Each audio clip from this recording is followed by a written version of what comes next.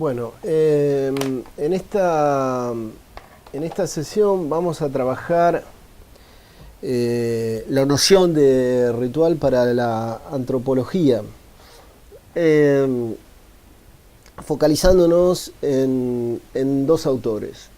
El creador de la noción de rito de pasaje, que fue un antropólogo de origen alemán, francés, que desarrolló toda su carrera en Francia, que fue Van Gennep, y después cómo es tomada esta noción de rito de pasaje y podríamos decir, en cierto modo, cómo explotó la dimensión de rito de pasaje en las manos de Victor Turner, un antropólogo escocés.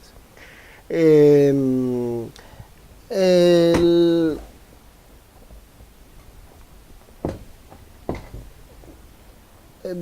Van Gennep es un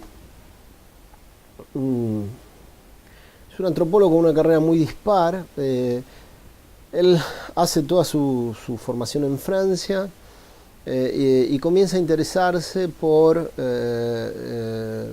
los rituales y los ritos en todas, digamos, en las sociedades que en aquel entonces se denominaban exóticas y también en el mundo contemporáneo, en las sociedades modernas, como él les decía, como él las llamaba, y empieza a hacer toda una recopilación y empieza a interesarse por una cierta, buscar un cierto orden en la explicación, digamos, de los ritos, y empiezan a encontrar ciertos patrones comunes en el estudio de los ritos y los rituales de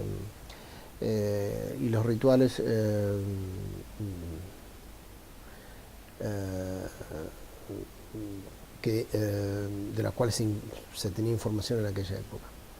Es así que escribe su obra mayor, que es su obra mayor para la historia de la antropología en realidad, que es los ritos de pasaje, Les Rites de Passage. Es una obra de 1909.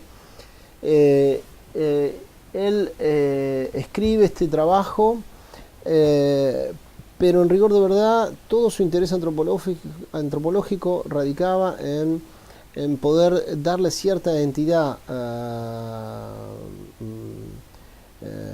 y ubicarlo en el centro de las preocupaciones antropológicas a los estudios del folclore. Lamentablemente no eran tiempos para este tipo de estudios en la teoría antropológica, en la literatura antropológica. Tuvieron que pasar muchísimos años para que la antropología mirara con atención a los procesos de formación del folclore. Entonces, lamentablemente, Van Gennep tiene la desgracia, como un escritor francés que se llama Marc Partouche, que escribió La Línea Rouge, la línea roja. Perdón, el título es la línea perdue, la línea perdida se llama, en rigor de verdad, el título de Marc Partouche, donde describe todos los movimientos artísticos que quedaron por fuera de la historia del arte, ¿no? Y un poco lo que podríamos hacer un paralelismo con la historia de Van Gennep, ya que efectivamente él queda afuera de la historia de la antropología. De hecho, en su época él no pudo ingresar a la academia, salvo un interregno en 1915-1917, donde enseña en Suiza, pero después vuelve a París. En fin, no puede encontrar una inserción en la academia, sus intereses, el folclore no interesa en aquel entonces, las preocupaciones de la teoría antropológica eran otras, y lamentablemente termina sin trabajo y se traslada al sur de Francia a criar aves, y tiene una suerte bastante dispar, terminando como traductor de algunas editoriales. Bueno, este es un poco el derrotero de este hombre, pero que fue realmente muy importante, y su mirada y la construcción del concepto de rito de pasaje realmente es mirado con el tiempo, observado con el tiempo, y ya veremos la vuelta que le encuentra Víctor Turno también, es una advertencia, es una lectura muy lúcida de cómo funcionaban y cómo operaban los ritos de pasaje. Nace en 1873 y muere en 1957. Ahora, lo interesante de los rituales es que en realidad el rito es una producción cultural. Es una producción cultural como cualquier otra, pero está enmarcado en algunas características que son me parece que centrales para poder entender de qué estamos hablando cuando hablamos de rito. Entonces, el rito claramente está convocado por una puesta en funcionamiento de un dispositivo de repetición. Es decir, el rito opera a partir de repeticiones. Ese sería una característica central del rito, ¿no? Entonces, en esta repetición, el rito deja en claro la puesta en funcionamiento de un dispositivo que va marcando a individuos y a personas en un contexto determinado. Contexto que el mismo rito define de antemano. Es decir, por la repetición continua del rito sabemos que cuando sucede el rito en ese momento ya está definida la situación, quiénes son los participantes, cuál es el contexto, el porqué de esa repetición y cuáles son los efectos que tiene esa repetición. Entonces son claramente creaciones culturales que operan sobre actos de las personas o de grupos, palabras, representaciones que están asociadas a ese ritual y asociadas a ese ritual y a esas personas y a esos grupos a lo largo de generaciones, ¿no es cierto? Entonces habría 4 características que son esenciales en los ritos. Entonces, la primera característica es claramente esta cuestión de la perdurabilidad en el tiempo. Es decir, para que estemos frente a un rito tiene que haber prácticas perdurables en un lapsus de tiempo determinado. Esa es la primera característica. La segunda se trata efectivamente en el largo del tiempo de prácticas repetitivas que adoptan las mismas características y este es el tercer elemento, que tienen retóricas persistentes, es decir, son retóricas que, si bien en algunos ritos se van reacomodando, reformulando, digamos, la retórica que enmarca el rito debe ser persistente y debe acompañar el ritual, ¿no es cierto? Y después, la otra característica, la cuarta característica me parece fundamental, es un apoyo o un sostén en términos, digamos, de un sostén social en términos de creencia, de los efectos que pueden emanar de ese ritual, de los efectos sociales que pueden emanar de ese ritual. Entonces, perdurabilidad en el tiempo, prácticas repetitivas, retóricas persistentes a esas prácticas repetitivas en el tiempo, y apoyo o sostén social en las creencias y en los efectos que pueden causar ese rito determinado, ¿no? Bien, cuando Van Gennep empieza a trabajar y a tratar de clasificar y tratar de entender un poco las lógicas de rituales a lo largo de toda la literatura universal y también en aquel entonces de Europa, y del mundo, lo que él denomina el mundo moderno, ¿no es cierto? Él él empieza a visualizar estos aspectos que veníamos hablando antes, ¿no? Él habla de un ciclo ritual que es realizado durante la vida de una persona o de un grupo determinado, de una comunidad determinada, y que la característica es que están marcadas por una transición de un estatus social a otro estatus social. Y él, bueno, hace toda una descripción de los ritos. Él dice que el rito es una costumbre social que provienen en la mayor parte de los casos, tanto del mundo de lo sagrado como del mundo de lo profano. Él acá hace una distinción muy propia de la trampa en la que estaba metida la antropología en aquella época, y asociando, digamos, a las sociedades exóticas a tener una tendencia a ritos que están más asociados a el orden de lo sagrado, el orden de lo religioso, y que en el mundo contemporáneo, el mundo moderno, dice, bueno, los ritos están más marcados a lo profano. Una afirmación, bueno, típica del contexto, digamos, cultural en el que se pensaba en aquellos momentos.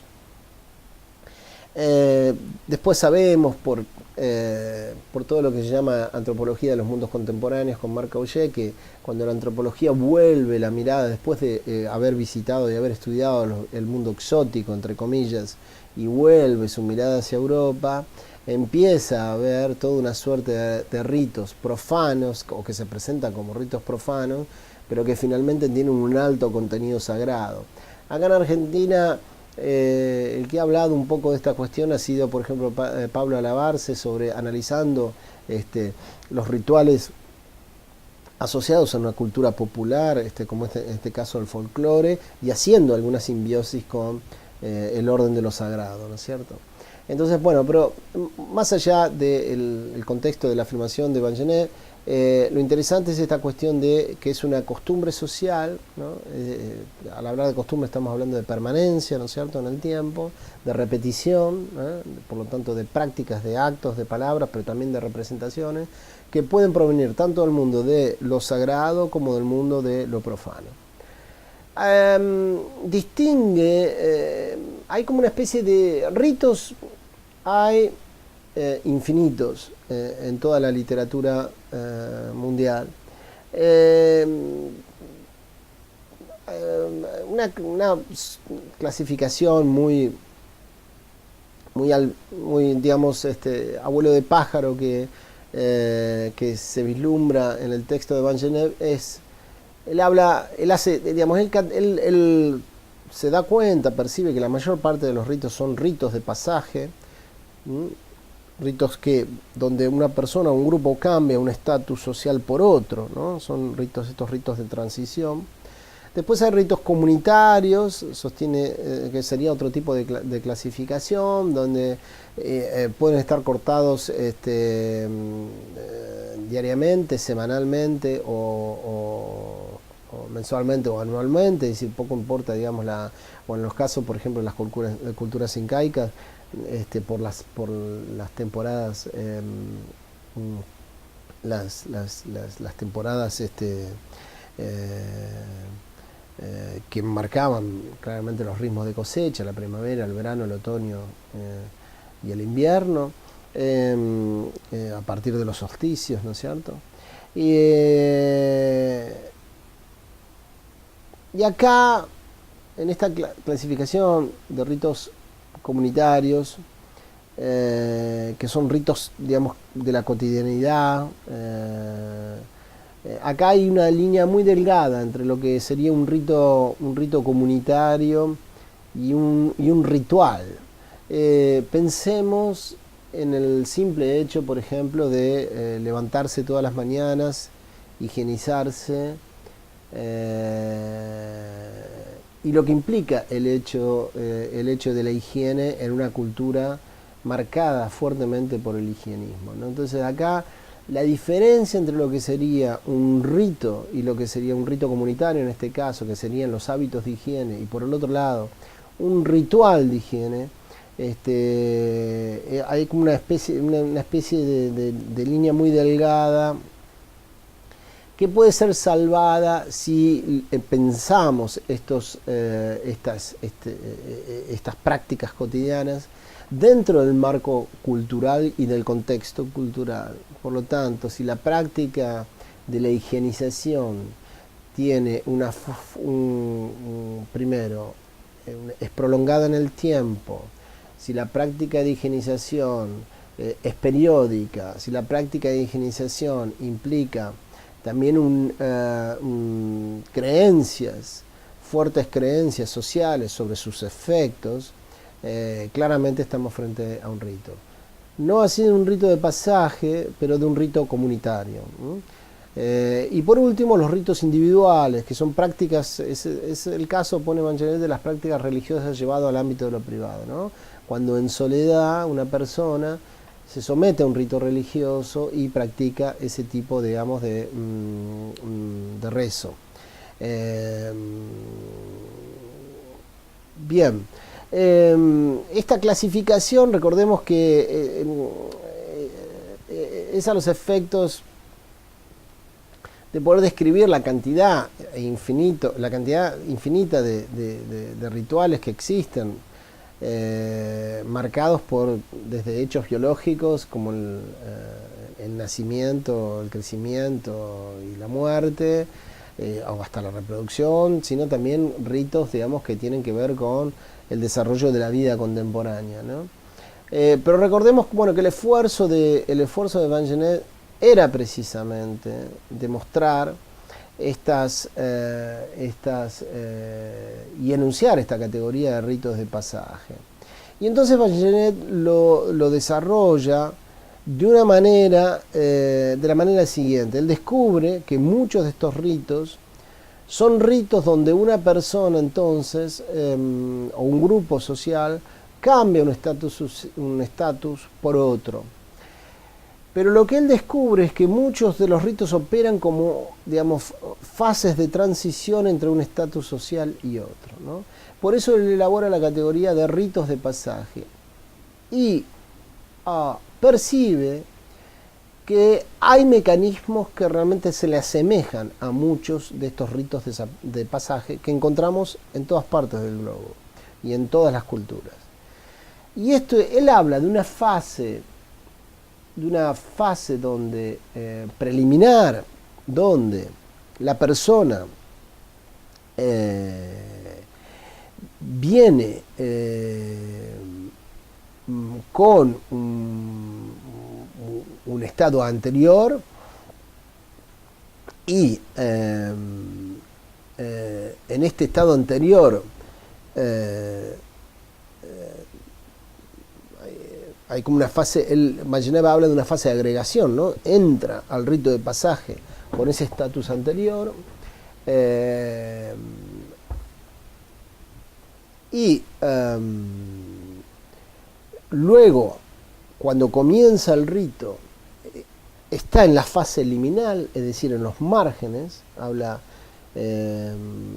Vangenet, la persona está en los márgenes, que es ahí donde no pertenece ni a un estatus ni ha adquirido el nuevo estatus, es decir, es como que pierde, en cierta manera ya no referencia a la persona el viejo estatus y tampoco ha adquirido el nuevo, está en una especie de limbo, en pleno rito de pasaje, y finalmente una fase de agregación que sería cuando la persona toma e incorpora y ya incorpora el nuevo estatus social. Es decir, que el gran aporte de Vangenet a la literatura de los ritos en la teoría antropológica es precisamente esta división en tres fases del rito de pasaje, que va a ser una categoría muy nutritiva para el pensamiento de uno de los padres de la antropología simbólica, como es Victor Turner,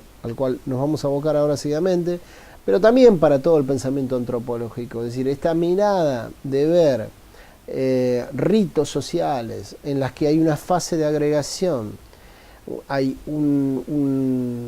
gran parte del rito de pasaje transcurre en esa fase liminar, ¿no? En esa fase que está en el medio, entre que uno viene con un estatus, lo pierde y adquiere otro estatus, y la fase final de agregación en la que adquiere ese estatus. Bueno, ese aporte antropológico de Vangenev va a ser realmente importante, y es realmente, perdura, porque realmente para cualquier análisis de cualquier rito que pensemos en las sociedades contemporáneas, el análisis de Vangenev es bastante pertinente para ver con claridad cómo funcionan innumerables ritos de pasaje de nuestra sociedad.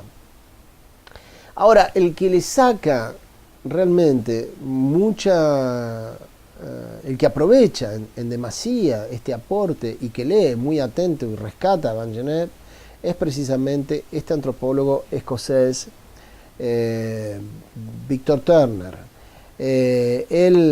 Estamos hablando de una persona que hizo sus estudios básicamente en Inglaterra. Gran parte de sus trabajos de campo los hizo en África, con los Nembu. Es conjuntamente con Clifford Geertz uno de los padres, de la antropología simbólica. Nace en el 20 y muere en el 83, más o menos. Él ha trabajado fuertemente esta cuestión de los ritos. Escribió un texto clásico en la antropología contemporánea que se llama The Ritual Process, Structure and Anti-Structure, el proceso ritual, estructura y antiestructura. Es un texto del año 69,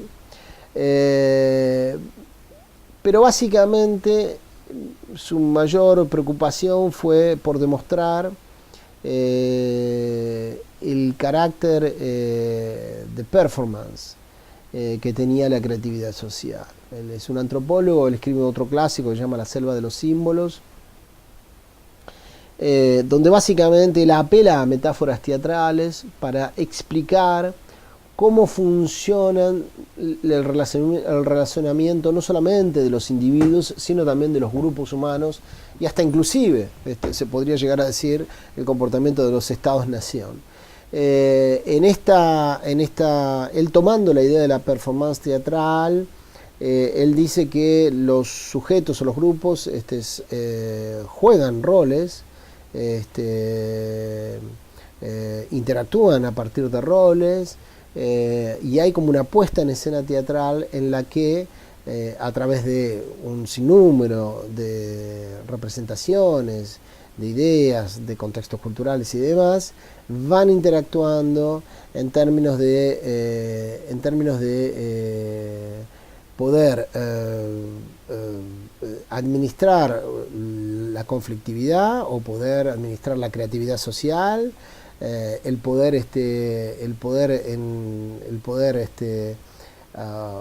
desarrollar este proyecto que finalmente él describe en la Antiestructura y Comunitas, que ahora vamos a ver, pero que es esta idea de que la sociedad no es, su gran batalla fue contra el funcionalismo británico, ¿no? La sociedad, él se fue formado en esta idea de que la sociedad buscaba un orden, y él entiende que no, que en realidad la sociedad es mucho más dinámica y que la sociedad está hecha de conflictos, de coaliciones, de enfrentamientos y al mismo tiempo de superaciones, agregaciones, creaciones nuevas, novedosas, y eso hacía, digamos, a la creatividad social. Entonces su gran preocupación es precisamente por estas cuestiones de cómo opera la sociedad, dar respuesta a esta pregunta, y él la encuentra, esta pregunta,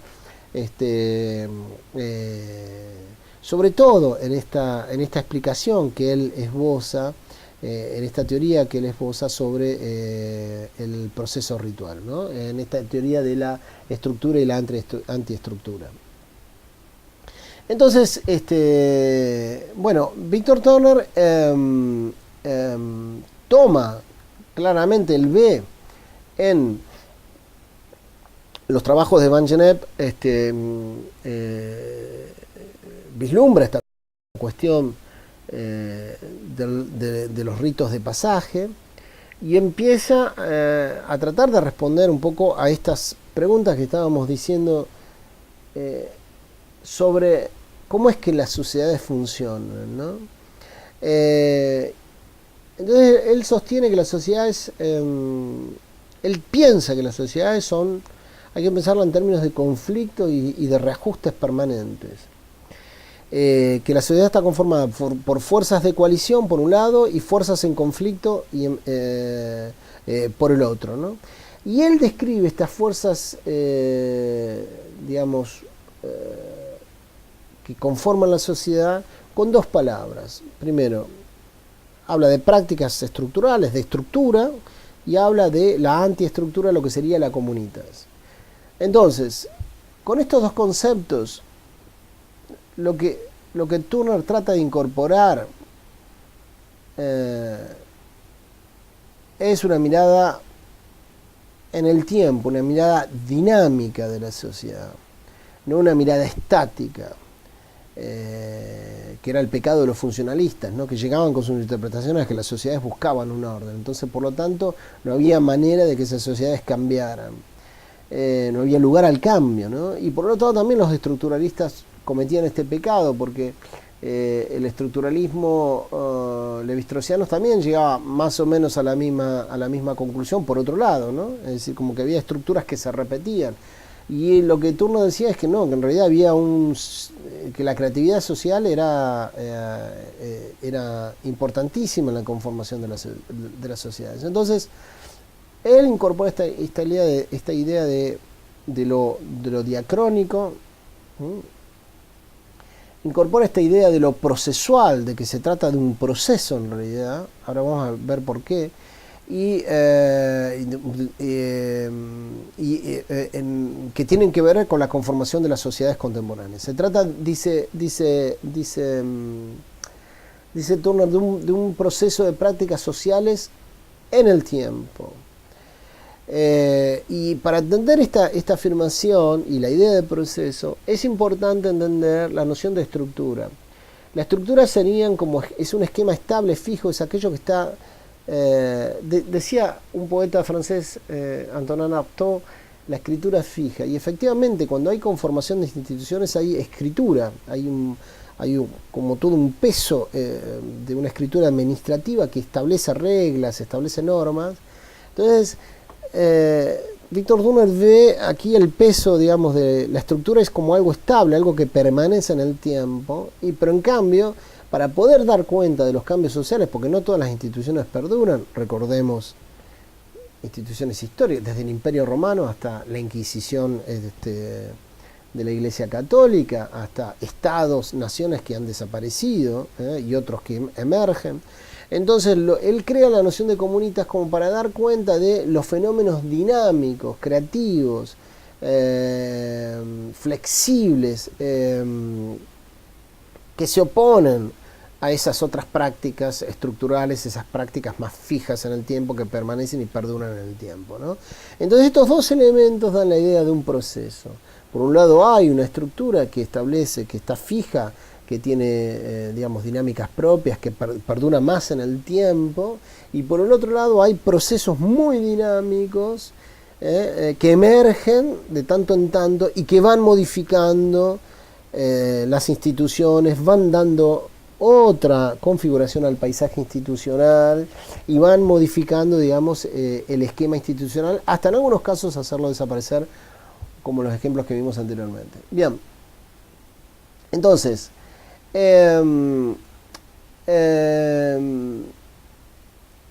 estructura sería para Turner un sistema de relaciones y de estatus sociales fijos, estables.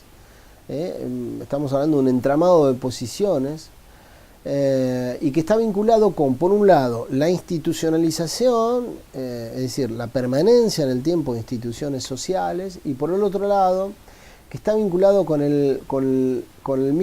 la perdurabilidad en el tiempo de dichas instituciones. Eso sería la estructura para Víctor Turner. En cambio, la Comunitas es la emergencia de la línea sumergida de la estructura social.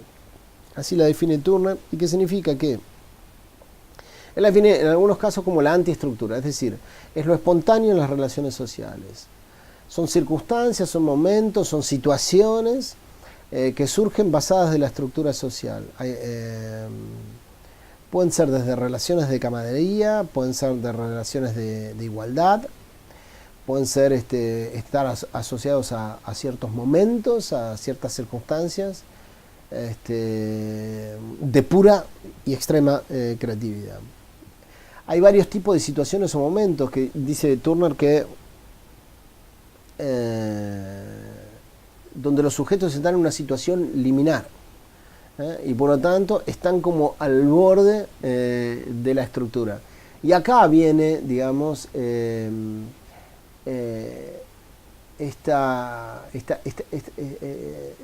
yo diría esta explosión que hace en la utilización, digamos, de los ritos de pasaje de Van Geneep, en la explosión de la teoría de Víctor Turner y en esa vuelta de tuerca que le encuentra Víctor Turner a los ritos de pasaje, en esta utilización para la construcción de su propio andamiaje teorético.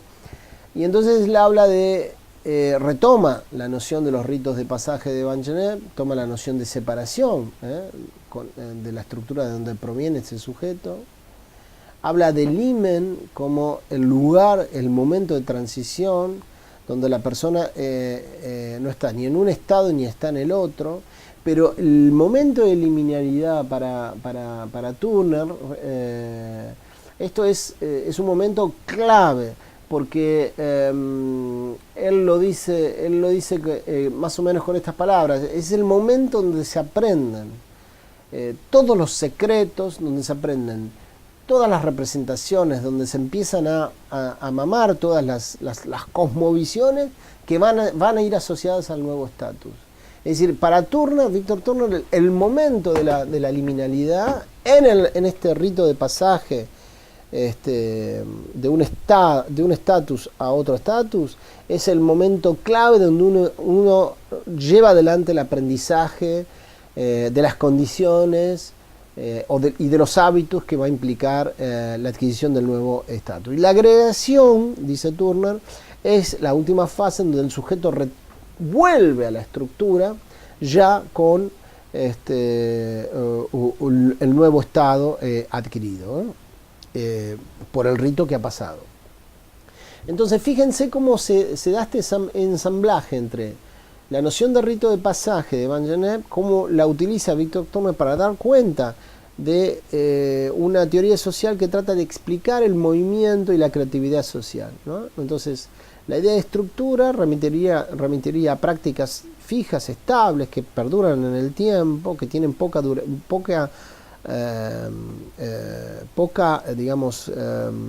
cambio, digamos, y por el otro, casi prácticamente, si seguimos sus palabras, un cambio prácticamente nulo, ¿no? Porque sería lo que está fijo, lo que está escrito, lo que perdura.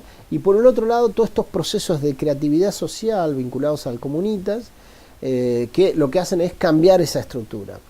En el caso, digamos, la incorporación de la teoría de Van Geneep es interesante, porque lo que hace Turner es, cuando uno pasa por un rito de pasaje, uno está en la estructura con un estatus determinado.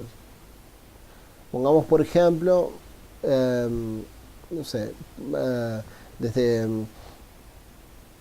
alguien que deja de ser alumno de la escuela secundaria y entra a la universidad.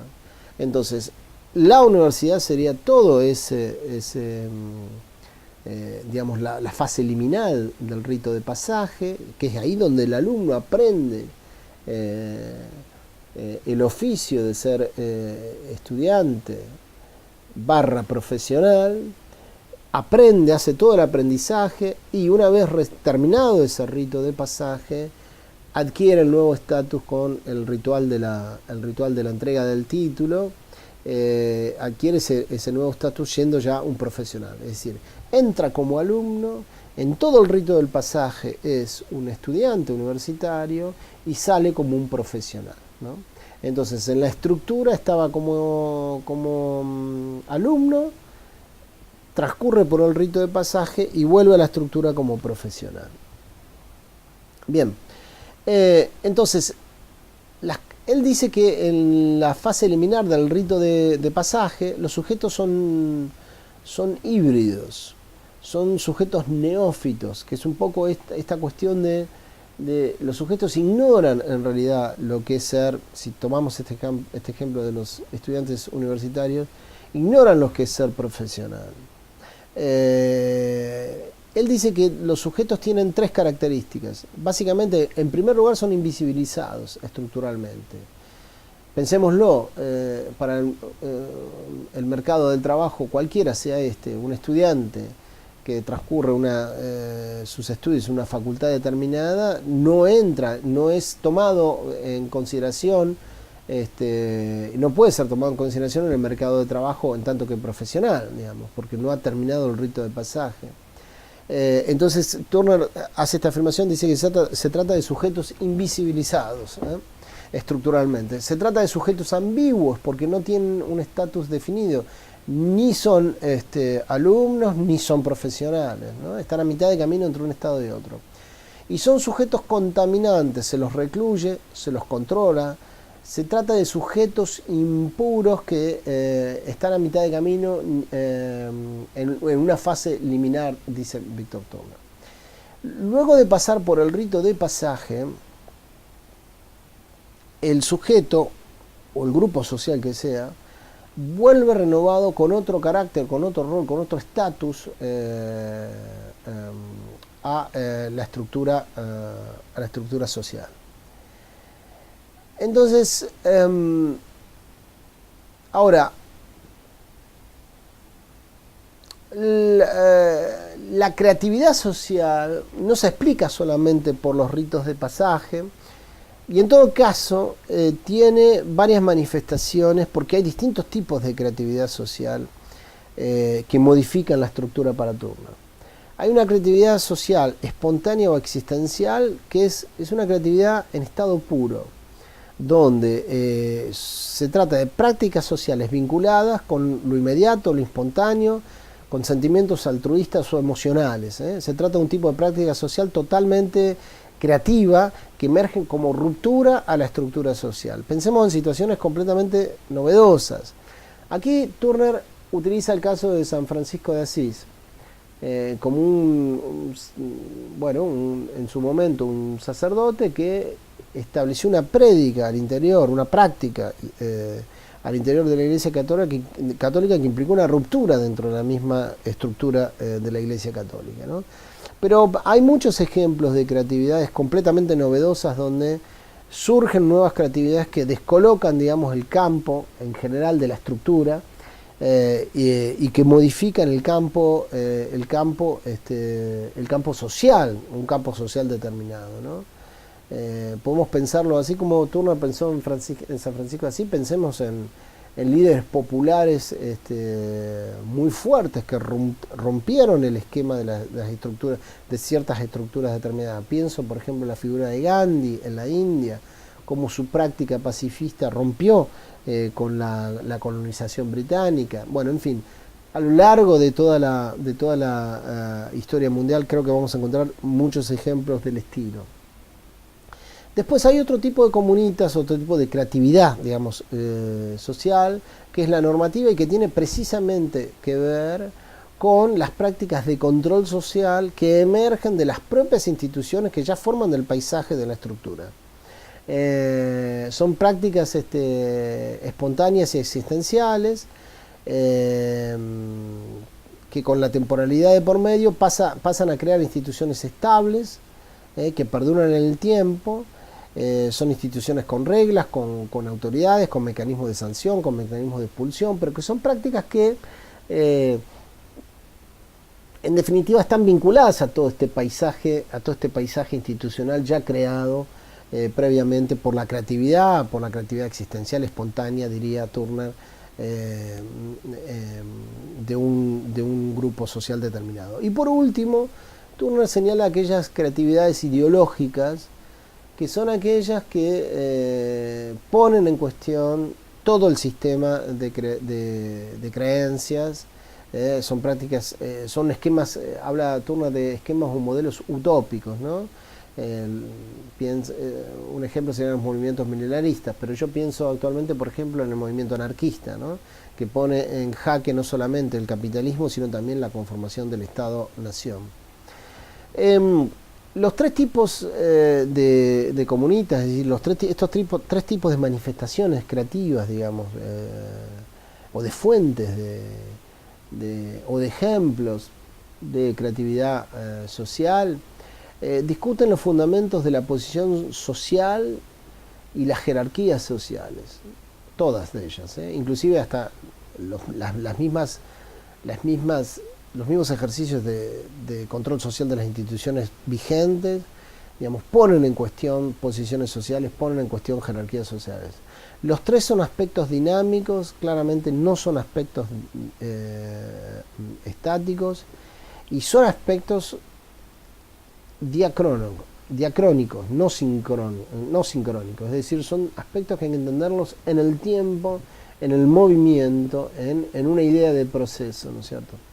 La creatividad social pasa entonces por estos tres tipos de comunitas, dice Víctor Turner.